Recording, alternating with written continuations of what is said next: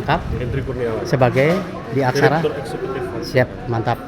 Langsung aja Bang, ini terkait dengan FGD dari kecurangan pemilu ini, pandangan Abang sebagai yang menginisiasi untuk acara ini, dari rangkuman dari para pembicara ini seperti apa pandangannya? Seperti yang tadi sudah saya simpulkan bahwa kami dari Aksara Research sebagai lembaga kajian yang menganalisis mengkaji soal kualitas demokrasi dan pemilu ya, khususnya yang di politik, bahwa ya kecurangan pemilu yang ada sekarang ini dalam pemilu 2024 ini tidak bisa diabaikan begitu saja. Tidak bisa diabaikan begitu saja, bahwa karena memang hal itu akan sangat mempengaruhi kualitas demokrasi kita. Nah, makanya kemudian kita karena kegelisahan, karena keresahan terhadap kualitas demokrasi dan penyelenggaraan pemilu, ya kita mengundang para panelis itu untuk kemudian kita berdiskusi dan menentukan langkah-langkah selanjutnya seperti apa untuk menseriusi soal kecurangan pemilu ini. Itu aja.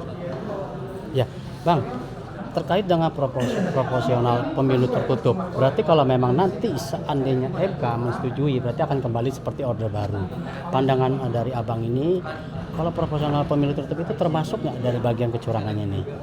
Oh, kalau soal sistem pemilu proporsionalnya ya, proporsional tertutup atau proporsional terbuka itu tidak termasuk. Kalau menurut saya tidak termasuk dalam bagian kecurangan ini ya, maksudnya dalam pelaksanaan pemilu yang kemudian tidak sesuai dengan undang-undang. Nah, soal kemudian gugatan terhadap sistem proporsional terbuka atau tertutup itu kan dilakukan di lembaga yang menangani hal itu.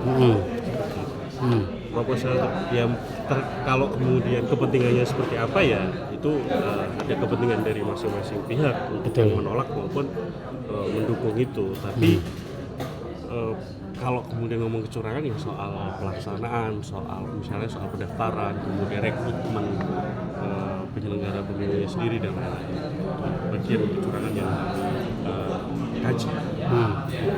Terkait dengan pendidikan politik dari milenial, kalau dilihat dari situasi ini tadi tanggapan para narsum ini ada beberapa menyatakan adanya sedikit kecurangan dari pemilu. Bagaimana pandangan untuk Abang terhadap kalangan milenial yang masih belajar dalam hal pendidikan politik untuk di pemilu ini seperti apa?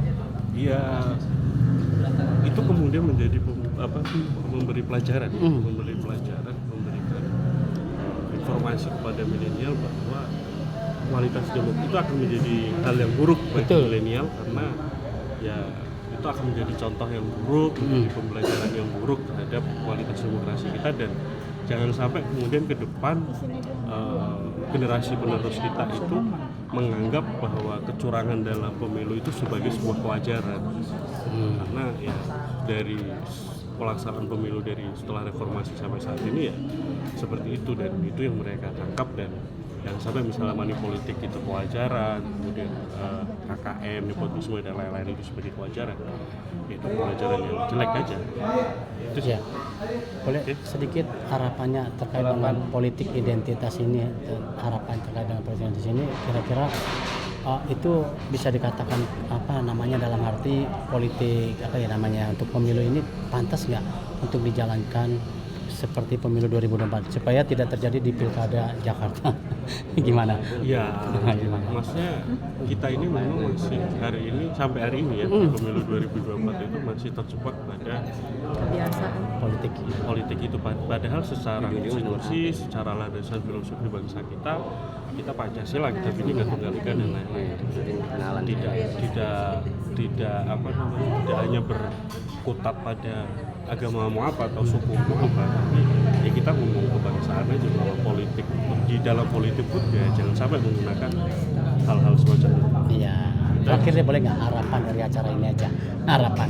Ya, harapannya seperti yang saya sampaikan tadi, bahwa karena kami merasa ada kesan terhadap kecurangan ini, ya kita berharap bahwa kualitas demokrasi kita dengan langkah-langkah yang akan kita kerjakan selanjutnya adalah ya harapannya bahwa kualitas demokrasi kita tidak hanya demokrasi yang prosedural seperti saat ini yang kemudian dilakukan 5 tahun sekali tapi kemudian pelaksanaannya curang dan lain-lain, tapi demokrasi yang